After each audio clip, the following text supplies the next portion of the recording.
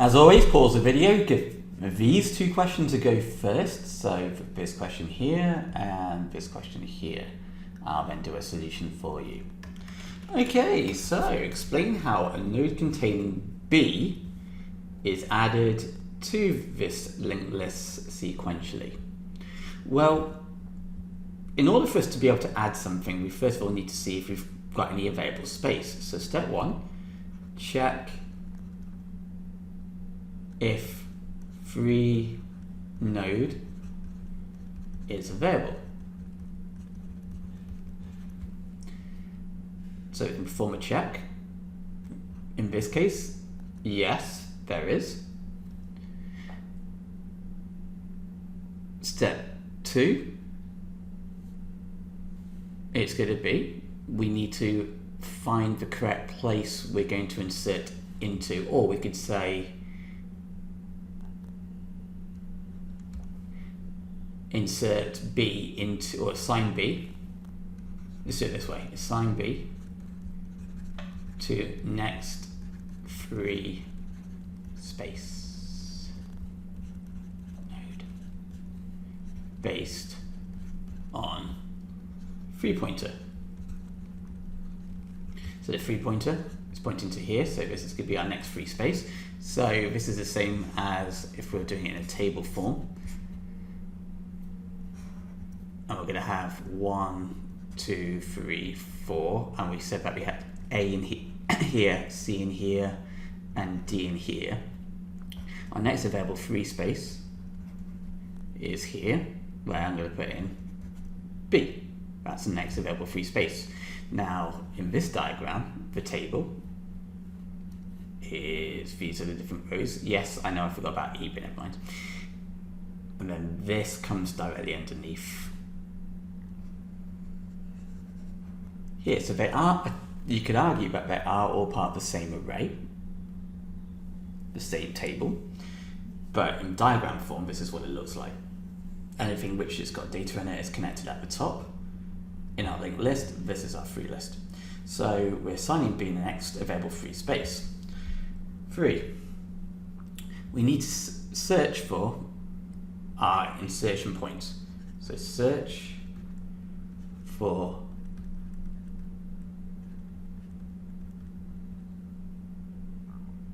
insertion point. And our correct place would be here.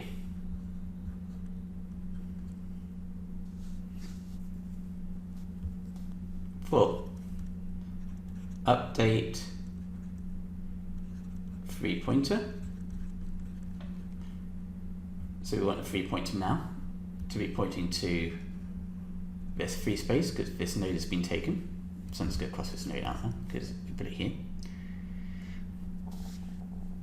Step 5. Change pointer value A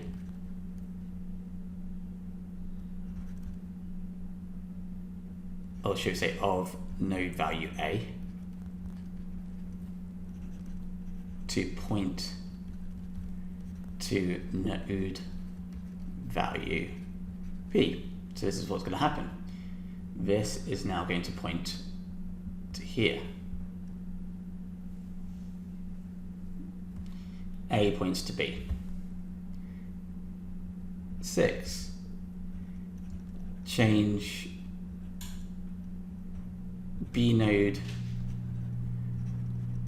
pointer value to C. So B is going to point to C. And 7. Ensure that E is pointing to null.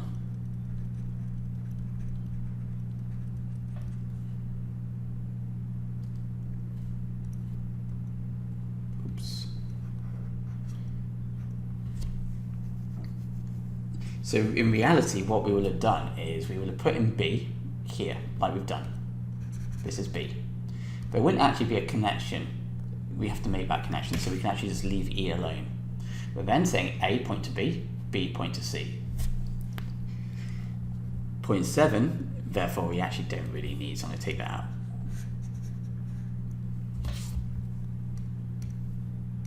So there we go. Step 1, check to see if we've got a free space available. Step 2, assign B to the next available free space, to whatever the free pointer is pointing to. 3, search for the insertion point. Where do we put this?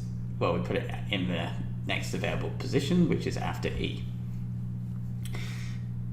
We then change next pointer of A to point to B. We then change node value B's next pointer to point to C. And there we go, we are done. Let me just erase this then. I'm going to keep that there though. So what we've got is this. Okay.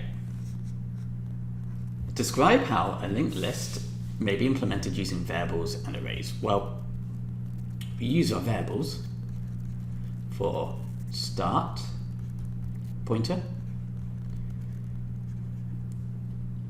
and we use a variable for free pointer. So really we would have a little variable box for start, which will be pointing to position 0 if this is Python, or 1 if it's pseudocode. And our free pointer will be pointing to, well, we've got B now in here, so 0, 1, 2, 3, 4, 5, 6. So free pointer will be pointing to position 5. So we need a free pointer variable and a start pointer.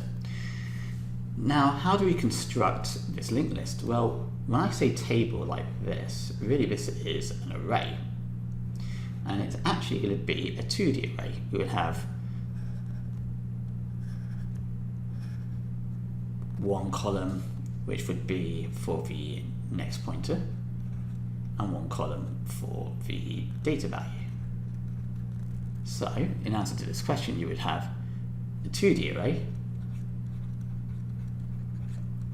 one array, so remember 2D array is like basically 2 arrays in one, so one array for next pointer and one array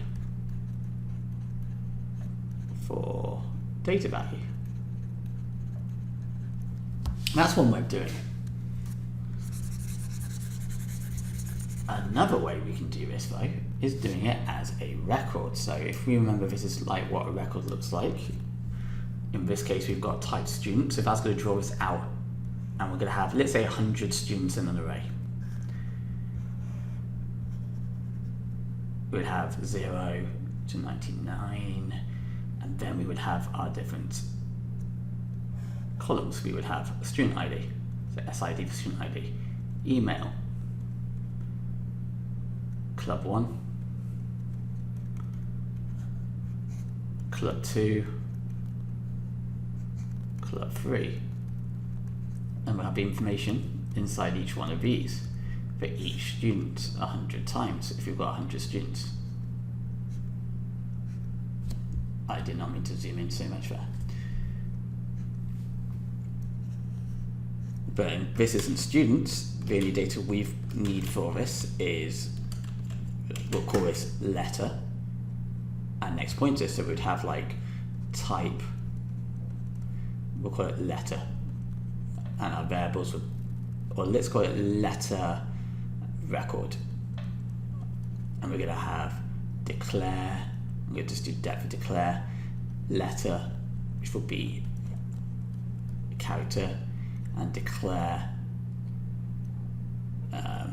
next pointer, which will be an integer. Then we'll have end type. We then make 100 of these records and put it into an array.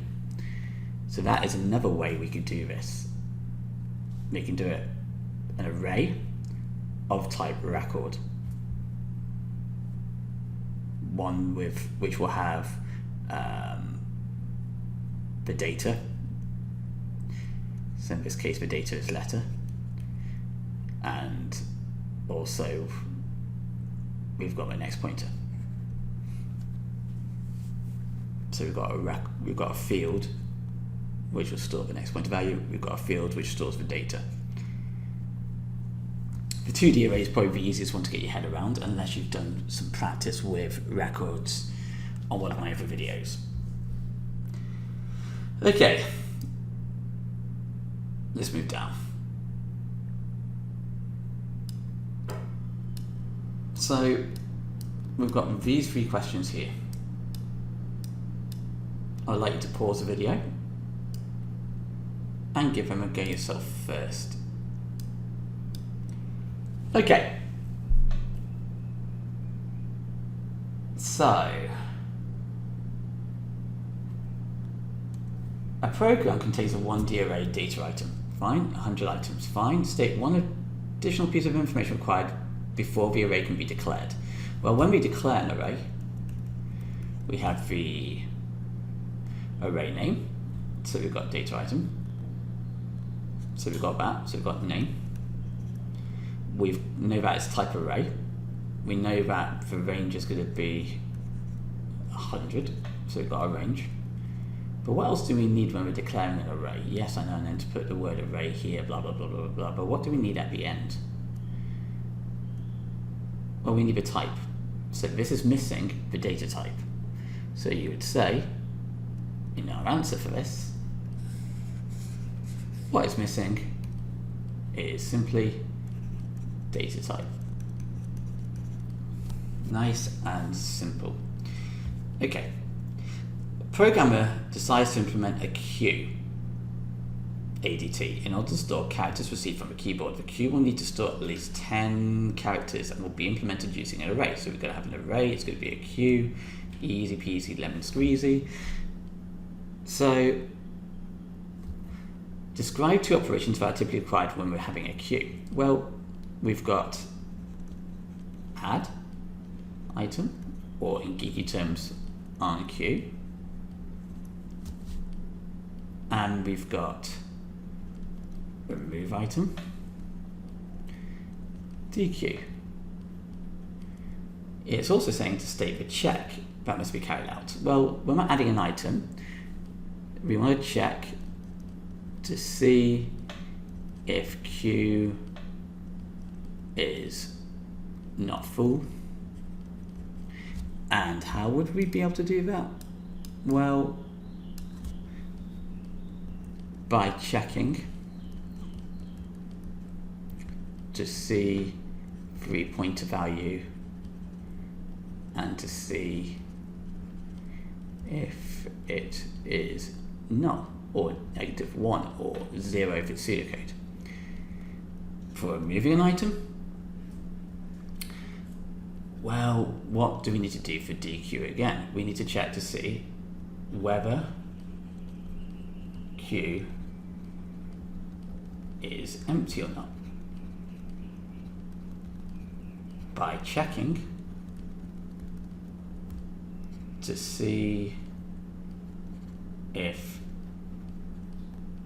the head is pointing to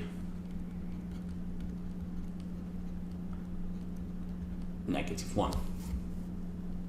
Should I say head pointer? It's pointing to -1.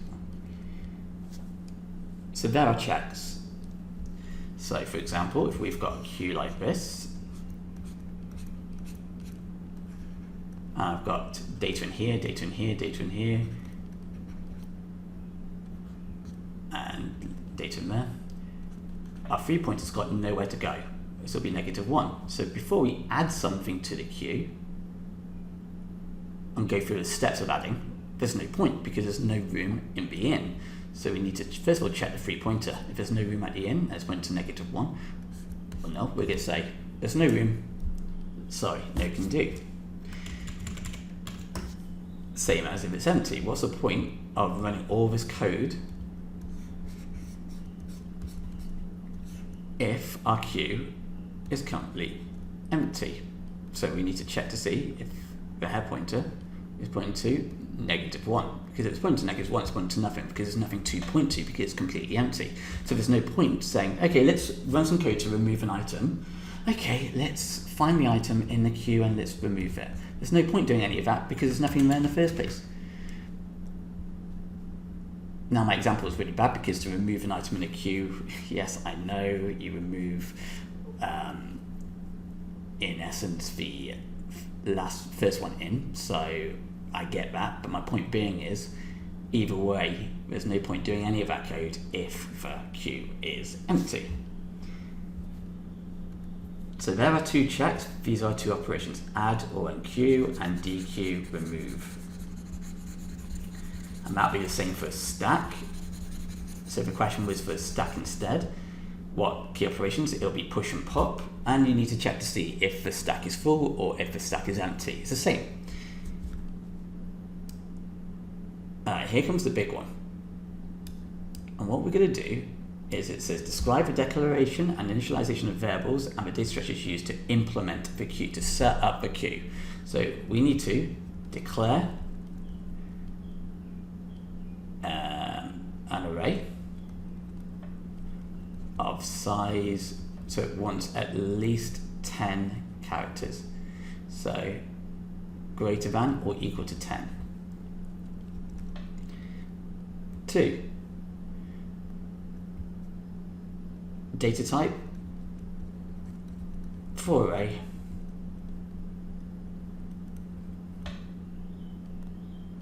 type char. Now I could put that on the same line. Probably makes sense. Alright, now we need to set, so that is us setting up the data structure. Now let's do our variables. So declare of type integer front of queue or head of queue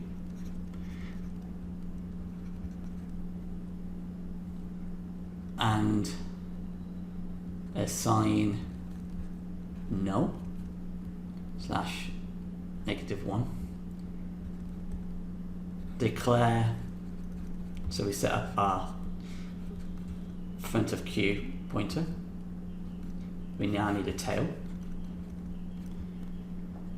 Now the example would use front of queue, they use end of queue, but you can use tail as well. I'm going to use end of queue because we're using front of queue pointer. I should have called this pointer, by the way. Declare of type integer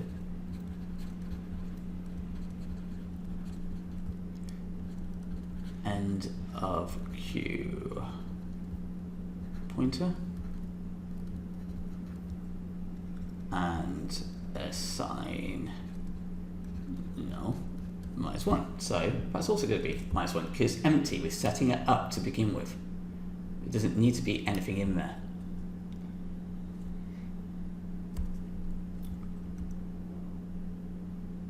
Now what we're going to do is we're actually going to have as well a variable which is going to be the length of the queue.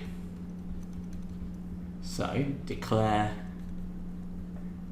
of type integer,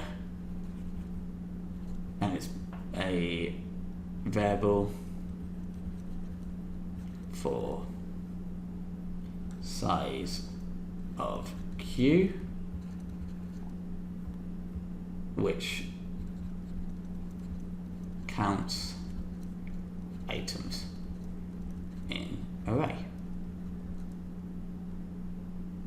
And the reason why we're going to do that is because it's going to be this which allows us to wrap when we get to a certain point, which will be used to wrap for a circular queue.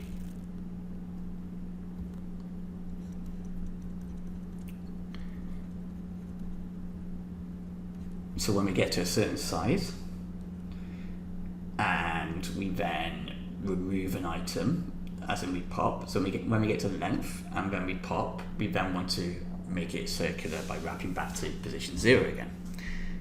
If you don't know what I mean, you need to learn how a queue works in the first place, guys. We are going to have our free pointer to declare of type integer free pointer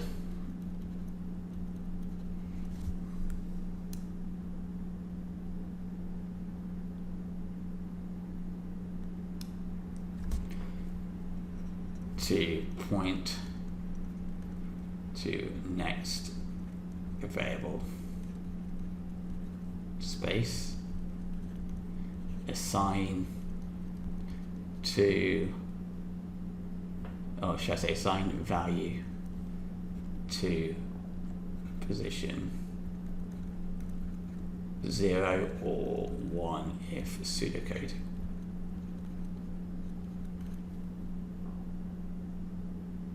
And there we go. Really, I should have explained what end of queue does and front of queue does, but that's by the by.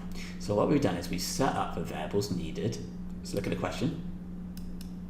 Declare or describe with the declaration and initialization. That means putting in values of the variables needed and the data structure needed for a queue. Well, we need for a queue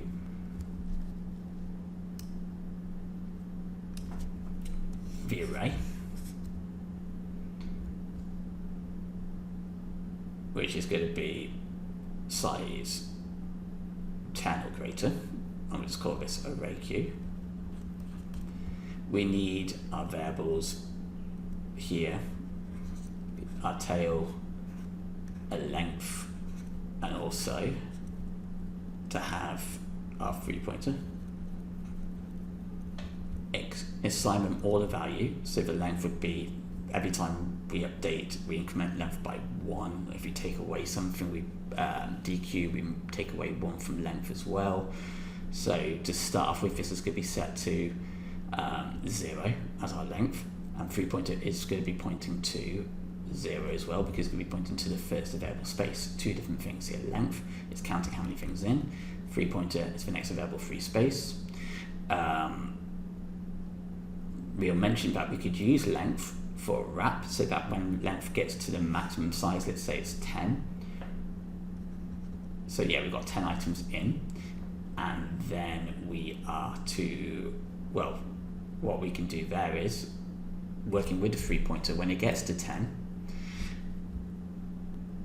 free pointer gets to -1, so I can add that to my answer, in fact. So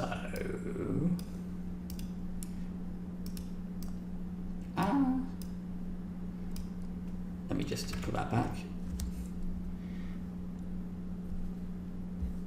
When length gets to 10, free pointer goes to -1, allowing for circular queue wrap. Because when it gets to -1, and then so we've got something in here, we've got something in here, we've got something in here, we've got something in here, we've got something in here, we've got something in here, and we decide to pop. Sorry, we dequeue even, my bad. That disappears. And because free pointer is -1, because the length is allowed it to go to -1, free pointer becomes 0, so now we've got our wrap. So it's the length which changes the free pointer. When we get to 10, free pointer will go to -1.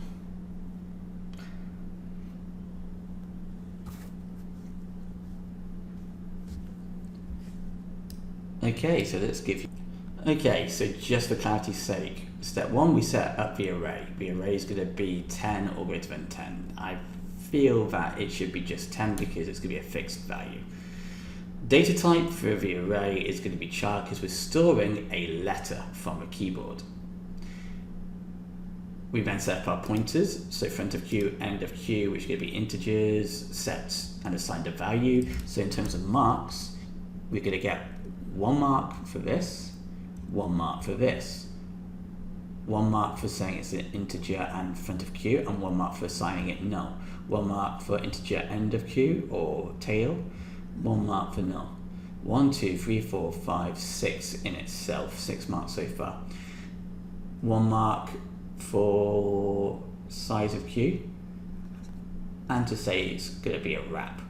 1 mark for free pointer, and 1 mark for saying how it's used to support the circular queue wrap.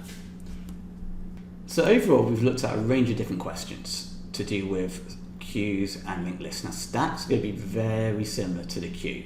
So whatever I put here for the queue, just change things slightly. You don't need to talk about circular, but you still need a top of stack, you still need a 3-pointer variable, you still need the array, you need it to be of type char, blah blah blah blah blah blah. We talked about the two operations which are needed for a queue, same as for a stack, but different wording. Remember that every queue, every linked list, every stack is normally made up of an array. That array could be, it's normally a 2D array, or you could do it based on an array of records instead of it being a 2D array. So you would have literally inside each array element the different fields, field 1, field 2, 3, 4, 5, and the data X, Y, Z, A, B, and then that will be the end of that record. You'll then have another record. Now for queues, in this case it's a linked list, you would have our array, it'll be, I don't know if there was a size, was there a size for this first question? Okay, so let's just, yeah it is, it's going to be 1, 2, 3, 4, 5, 6, 7. So you're going to have 7 records in it potentially at the end. So you could have letter as our data, dot dot A, next pointer, dot dot A to begin with will be pointing to 1, and this is position 0. You would then have letter, dot dot B, actually no, it's going to be C to begin with, and the next pointer is going to be pointing to 2, and you'll have this going on for 7 times. So we've got D as our letter, and next pointer 3. I can't be bothered to do the end of this, and that would be it as a record. Different to a 2D array. Again, go back to my video on records. Okay.